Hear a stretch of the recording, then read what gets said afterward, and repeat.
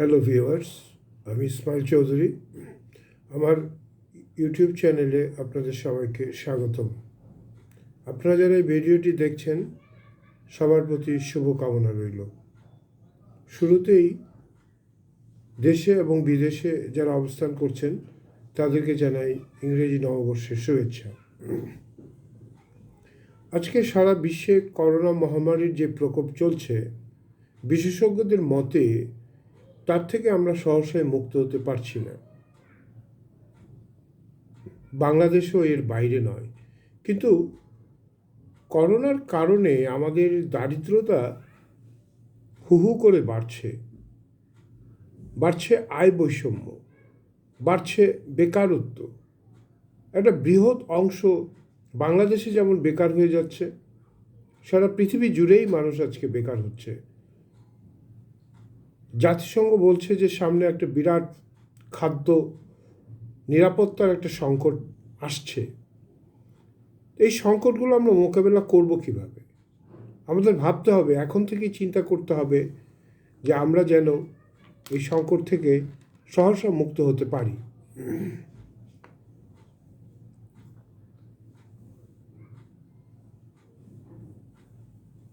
সচেতন ভিউয়ার্স, আমি এ বিষয়ে কিছু অবতারণা করার আগে একটি কথা আমি আপনাদের একটা গল্পের অবতারণা করতে চাই। গল্পটা মনে হবে যে গল্প, কিন্তু এটা একটা ঘটনা। আমি ঘটনাটি বললে আপনারা ঠিক জিনিসটা বুঝতে পারবেন। ধরা যাক যে কোনো একটি দেশে যদি এরকম একটি চিত্র হয় যে সে দেশের নারীরা ঘরের বাহির হন না। ঘরের বাহির হন না কেন? তারা বের হন রাতের বেলায়। রাতের বেলায় তাদেরকে বের হতে হয়, কেননা তাদের পরনের বা সম্ভ্রম ঢাকার কাপড় তাদের গায়ে থাকে না। রাতের বেলা বের হয়ে তারা পুকুর পাড়ে আসেন, পুকুর থেকে তাদের কলসিতে পানি ভরেন এবং বাসায় নিয়ে সেটা তাদের পান করতে হয়। কিন্তু সারাটা দিনই তাদেরকে ঘরের ভিতরেই থাকতে হয়। দিনের বেলায় বেরুলে যাদের সম্ভ্রম ঢেকে চলার বসনের কাপড় নেই, লজ্জা আর অপমানের হাত থেকে বাঁচার জন্য তারা দিনের বেলায় বের হন না। ঘরে থাকেন অভাবের জন্য। দুবেলা ভাত তো দূরে থাক, পরনের সম্ভ্রম রক্ষার বস্ত্র যাদের গায়ে নেই, তাহলে সেই দেশের অর্থনৈতিক অবস্থা এবং সেই দেশের মানুষের খাদ্য নিরাপত্তা, তাদের মৌলিক অধিকার কতটা নিরাপদ ছিল এবার ভেবে দেখুন। এই এই এই যে আমি ঘটনাটি বললাম, এটা কিন্তু কোনো কাল্পনিক ঘটনা নয়। এটি বাংলাদেশেরই কোনো অঞ্চলের ঘটনা, এবং সেটা ছিল 50-এর মন্বন্তরের সময়। 50-এর মন্বন্তরের সময় বাংলাদেশের কোনো গ্রামের এমনই অবস্থা ছিল, কেননা পশ্চিমা পাকিস্তানিরা এদেশের মানুষকে নিষ্পেষিত করে, এদেশের মানুষের সম্পদ লুণ্ঠন করে তারা তাদের ওখানে সম্পদের পাহাড় গড়েছিল। আজকে আমরা স্বাধীন দেশ, আমাদের দেশ উন্নয়নের জোয়ারে এখন অগ্রগামী। আমাদের দেশের যে উন্নয়নের ছোঁয়া লেগেছে, এটা কিন্তু দেশ বিদেশ এবং দেশের যিনি কট্টর কোনো সমালোচকও কিন্তু বিষয়টা মানতে রাজি বা মানেন। আমি শুধু একটি কথাই বলতে চাই এখানে, যে সরকারের ভাষ্যমতে আমাদের যে জিডিপির গ্রোথ হচ্ছে তা কিন্তু বিশ্বের এবং অবশ্যই আমাদের যে দক্ষিণ পূর্ব এশিয়ার মধ্যেও কিন্তু অনেক দেশের কাছে বিষয়টা ঈর্ষণীয়। এ প্রশ্ন, কিন্তু তারপরেও কেন উন্নয়নের এমন ধারা বইছে, কিন্তু তারপরেও কেন ধনী বা গরিবের বৈষম্য কমছে না? ধনী গরিবের বৈষম্য কমছে না কেন? কেন আমরা ধনীদেরকে এবং গরিবদের বৈষম্য কমাতে পারছি না? এ প্রশ্ন আজ সকল শ্রেণী পেশার জনতার। পরিসংখ্যান ব্যুরোর সর্বশেষ জরিপে আজ থেকে কিছুদিন আগেও যে জরিপটি তারা বলেছে যে যে উন্নয়নের যেই সুফল, সেটা তো উন্নয়নের যে সুফলের প্রদীপ যে প্রজ্বলিত হয়েছে আমাদের দেশে, আমরা যেভাবে অগ্রগামী হচ্ছি, তা যদি আমরা আয় বৈষম্যটাকে কমাতে না পারি, ধনী এবং দরিদ্রের বৈষম্য যদি কমাতে না পারি, তাহলে সেই প্রদীপও কিন্তু এক ফুৎকারে নিভে যাবে। এই করোনার আগেও কিন্তু আমাদের দেশের দারিদ্রতার হার অনেকটা কমে এসেছিল, এবং সেই হার ছিল 21%। কিন্তু করোনার মধ্যে এবং করোনার এই সময়ে সে হারটা হু করে বাড়ছে, এবং সেই হার এখন দাঁড়িয়েছে 40%। দারিদ্রতার হার গুণিতক হারে বাড়ছে। সবচেয়ে বাড়ছে বাংলাদেশের 10টি দারিদ্র্যপূর্ণ এলাকায়। ক্রমবর্ধমান হারে দারিদ্রতা বাড়ছে এখানে। সে জেলাগুলো যদি আমি নাম বলি, সেগুলো হচ্ছে কুড়িগ্রাম, রংপুর, দিনাজপুর, গাইবান্ধা, লালমনিরহাট, বান্দরবন, খাগড়াছড়ি, জামালপুর, কিশোরগঞ্জ এবং বাঙ্গুরায়। এই এই এই জেলাগুলোতে দারিদ্রতা বাড়ছে কেন? এই প্রশ্ন আজ সকল সচেতন জনগোষ্ঠীর। কিন্তু কেন এই জেলাগুলোতে দারিদ্রতা বাড়ছে? সরকার কি করছে? রাজনৈতিক নেতাদের বক্তৃতার ডামাডোলে দারিদ্রতার এই হার এবং এই ক্রমবর্ধমান হার হয়তো ঢেকে যায়, কিন্তু সেটা কিন্তু ঢেকে যাওয়া সম্ভব নয়। সেটা কিন্তু বেরিয়েই আসছে। আজকে পরিসংখ্যান ব্যুরোই কিন্তু সেটা বলছে। তার মধ্যে কিন্তু আরেকটি বিষয় এখানে আমাদের লক্ষ্য রাখতে হবে, যে বিশ্বেই কিন্তু দারিদ্রতার হার বাড়ছে। 1% লোকের কাছে, 1% লোকের কাছে সারা বিশ্বের 99% লোকের সম্পদ পঞ্জীভূত হয়ে গেছে।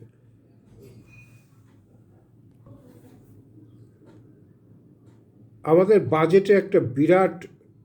বাজেটের বিরাট একটা অংশ কিন্তু সরকার প্রতি বছরে দিচ্ছে সামাজিক সুরক্ষা সংরক্ষণের জন্য, এবং এর পরিমাণ কিন্তু 70 থেকে 80 হাজার কোটি টাকা।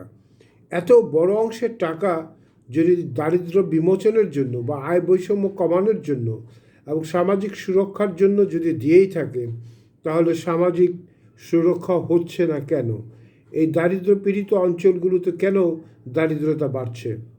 বিশিষ্ট অর্থনীতিবিদ ডক্টর বিনায়ক সেন তাই বলেছেন যে সামাজিক সুরক্ষা নীতিমালা কার্যকর হচ্ছে না। এই বিষয়টি কিন্তু সরকারকে আরও বেশি করে খেয়াল করতে হবে, এবং সরকারের যাবতীয় ব্যবস্থার মধ্যে নিশ্চয়ই কোথাও কোনো ত্রুটি আছে, যে এত টাকা খরচ করার পরও কেন দারিদ্রতা বা আয় বৈষম্য কমছে না, এবং বিশেষ কিছু অঞ্চলে কেন দারিদ্রতা বেড়ে যাচ্ছে। বর্তমানে সবচেয়ে গরিব 10% মানুষের আয় মোট আয়ের 1% মাত্র। কত বড় ফারাক হতে পারে আয় বৈষম্যের মধ্যে, এবং এই 1% আজকে এসে দাঁড়িয়েছে। কিন্তু কিছুদিন আগেও আমরা যদি বলি, এই আয় কিন্তু ছিল 2%, তাহলে 2% থেকে কমে এখন এটা এসছে 1%। এই আয় বৈষম্য আড়াল করার চেষ্টা নিশ্চয়ই সফল হবে না, কারণ আমাদের দেশে মুক্তভাবে যেই সংবাদ মাধ্যম এবং সংবাদ পত্রিকা মাধ্যমগুলো যেভাবে খবর প্রচার করছে, সরকারকে মনে রাখতে হবে যে গণতন্ত্র এ দেশে যেভাবে প্রাতিষ্ঠানিক রূপ লাভ করছে, এবং সরকার যেভাবে গণতন্ত্রকে প্রতিষ্ঠা করার জন্য প্রতিষ্ঠানগুলোকে শক্তিশালী করছে, সংবাদপত্রগুলোও কিন্তু আগের চেয়ে অনেক বেশি শক্তিশালী অবস্থান করছে, এবং সেগুলো কিন্তু ঢেকে রাখা যাবে না। তাহলে এখন কি করা যাবে? আমাদের দেশে অধিকাংশ বড়লোক কিন্তু এদেশে এভাবেই বড়লোক হয়নি, তারা হচ্ছে লুটেরা বড়লোক। তারা ব্যাংক লুটপাট দুর্নীতির মাধ্যমে এরা বড়লোক হয়েছে। তাই এদের কোনো নিজস্ব ইনভেস্টমেন্ট নেই, সমস্ত টাকাই জনগণের। যেই জনগণগুলো ব্যাংকে টাকা রাখে, সঞ্চয় করে, সেই টাকা থেকে তারা লোন নিয়ে যেই নিজস্ব ব্যবসা পরিচালনা করে, সেটা লুটপাট করে হাজার হাজার কোটি টাকা তারা বিদেশে পাচার করছে। সেই জন্য এদেশে শিল্প কলকারখানা হয় না। তারা তাদের নিজস্ব টাকা ইনভেস্ট করে তাদের মুনাফা করতে হয় না। সেই জন্য তাদের ভোগ বিলাসেরও শেষ নেই। তারা ভোগ বিলাস করেই সমস্ত টাকা খরচ করে এবং এদেশের দরিদ্র মানুষ দরিদ্রই থেকে যায় আর বড় লোক হয় আরও বড়। ধনীকে যেন বড় বানানোর জন্যই, ধনীকে আরও ধনী বানানোর জন্যই যেন আমাদের সমস্ত পরিকল্পনা, সমস্ত সিস্টেম যেন কাজ করছে। প্রশাসনকে এই বিষয়ে এগিয়ে আসতে হবে, বিশেষ করে দুর্নীতি দমন কমিশন এবং আমাদের আইন বিভাগও যেভাবে অনেক সাহসী পদক্ষেপ নিচ্ছেন, অনেক সাহসী রায় দিচ্ছেন, যেগুলো আমরা সংবাদ মাধ্যমের পক্ষ থেকে এবং আমরা সচেতন জনগোষ্ঠী এটাকে লক্ষ্য করছি এবং আমার মনে হয় যে আমরা আমাদের দেশের সুদিন ফিরে আসবে। প্রধানমন্ত্রী সহসায় একটা কথা বলেন যে এদেশের কিছু কিছু মানুষের টাকা বানানো বা সম্পদ কুক্ষিগত করা তাদের একটা রোগে দাঁড়িয়েছে। প্রধানমন্ত্রী যথার্থই বলেন, কিন্তু যথার্থ বলে শেষ করলেই তো চলবে না। এদেশকে বাঁচাতে হবে এবং এইসব লুটেরা ধনীদেরকে এবং যারা প্রশাসনকে দুর্নীতিবাজ বানায়, নিজেরা দুর্নীতি করে এবং বিদেশে টাকা পাচার করে, এদেরকে রুখতে হবে এবং রাষ্ট্রযন্ত্রকে এমন কিছু করতে হবে যাতে এইসব লুটেরা ধনী এবং লুটেরা বাজদেরকে কোনোভাবেই যেন এরা যাতে পার পেয়ে না যায়। এই প্রবৃদ্ধি যদি এত প্রবৃদ্ধি হচ্ছে, এই প্রবৃদ্ধি যদি ধনীকে আরও ধনী বানায়, তাহলে এই প্রবৃদ্ধি এদেশের মানুষের ঘরে পৌঁছবে না। বঙ্গবন্ধু বলতেন এদেশের দুঃখী মানুষের কথা, দুঃখী মানুষের মুখে হাসি ফোটানোর কথা, এবং যথার্থই তার কন্যা সাহসী আমাদের প্রধানমন্ত্রী বঙ্গবন্ধুর আদর্শের পথ ধরেই এদেশে দারিদ্র বিমোচনের জন্য, এদেশকে উন্নত করার জন্য এবং গণতন্ত্রকে প্রাতিষ্ঠানিক রূপ দেওয়ার জন্য সব ধরনের চেষ্টা করছেন। আমরা সেটা লক্ষ্য করি। কিন্তু দিন শেষে একটি কথা মনে রাখতে হবে যে এদেশের দরিদ্র জনগোষ্ঠী যারা দুবেলা খেতে পায় না, যাদের নুন আনতে দিন পান্তা ফুরায়, তাদেরকে আমাদের মনে রাখতে হবে এদেশের প্রতিটি জনগণ, এদেশের মানুষকে আমাদের রক্ষা করতে হবে অর্থনৈতিকভাবে, সাংস্কৃতিকভাবে এবং গণতান্ত্রিকভাবে, এবং তারা যাতে সম অধিকার এবং সুবিচার পায়। এবং এদেশের যে নারী সমাজ আছে, একটা বিরাট আমাদের অর্ধ অংশই হচ্ছে নারী। এই নারীর ক্ষমতায়ন যাতে হয় সেই দিকেও আমাদের খেয়াল রাখতে হবে। বর্তমান সরকার নারীর ক্ষমতায়নে অনেক জোর দিয়েছেন, যার কারণেই আমাদের উন্নয়নের গতিধারা এতটা বৃদ্ধি পেয়েছে এবং বিশ্বে আজ আমরা মাথা উঁচু করে দাঁড়াতে পারি। আমরা আগামী বছরের মধ্যেই আমাদের অনেকগুলো মেগা প্রকল্প দেখব যেটা বাস্তবে রূপ লাভ করছে এবং বিশ্বে বাংলাদেশ মর্যাদার আসনে প্রতিষ্ঠিত হয়েছে এবং আরও আমরা মাথা উঁচু করে দাঁড়াতে পারবো। আমি শুধু 10টি অঞ্চলকে আরও বেশি নজর দিতে বলবো, যেগুলোতে দারিদ্রতা যাতে আর না বাড়ে, এগুলো যাতে সমানুপাতিক হারে বাংলাদেশের অন্যান্য অঞ্চলগুলোর মতো যাতে দারিদ্রতার হার নেমে আসে। এবং এখানে একটি কথা আমি বলতে চাই, সেটা হচ্ছে যে নারায়ণগঞ্জে কিন্তু অনেক গার্মেন্টস এবং অনেক মিল কলকারখানা, বিভিন্ন ধরনের অর্থনৈতিক কর্মকাণ্ডের জন্য কিন্তু সেই অঞ্চলটি বিখ্যাত এবং সেখানে কিন্তু দারিদ্রতার হার মাত্র 2%, অথচ যে অঞ্চলগুলোর কথা আমি বললাম সেখানে দারিদ্রতার হার হচ্ছে 70%। এই যে এখানে এ থেকেই বোঝা যায় যে দারিদ্রতা কমানোর জন্য অঞ্চল ভিত্তিক সরকারকে উন্নয়ন পরিকল্পনা করতে হবে এবং প্রতিটা অঞ্চলের উন্নয়ন পরিকল্পনা ইশতেহার আকারে এবং এই পরিকল্পনা জনসমক্ষে প্রকাশ করতে হবে। এবং আমরা যারা সচেতন জনগোষ্ঠী আছি, আমরা যারা রাজনীতি করি, আমরা যাদের মধ্যে দেশপ্রেম আছে, আমরা যেন ওয়েবসাইটে এগুলো দেখে আমরা আমাদের মতামতও দিতে পারি এবং ওই অঞ্চলের লোকরাও যাতে মতামত রাখতে পারে সে ব্যাপারে সরকারকে সচেষ্ট হতে হবে। এবং বঙ্গবন্ধুর যেই সোনার বাংলার স্বপ্ন, এই সোনার বাংলা একদিন সত্যিকার অর্থেই সোনার বাংলা হবে। এ পথে আমরা দাঁড়িয়েছি, মাথা উঁচু করে বিশ্বে আমরা আরও এগিয়ে যাব। এই সোনার বাংলার বঙ্গবন্ধুর স্বপ্ন অধরা থাকবে না। সেই চেষ্টা, সেই প্রচেষ্টা যাতে বঙ্গবন্ধু কন্যা আমাদের প্রধানমন্ত্রী, মাননীয় প্রধানমন্ত্রী আরও সচেষ্ট হন, সে ব্যাপারে জনগণ আপনাকে সবসময় সহযোগিতা করবে। এবং আমরা যারা রাজনীতি করি, আমরা আমাদের কথা যাতে মুক্তভাবে বলতে পারি, আমাদের কথার সমালোচনায় আপনার উন্নয়নের গতি আরও ত্বরান্বিত হবে, এই আমরা মনে করি আমরা।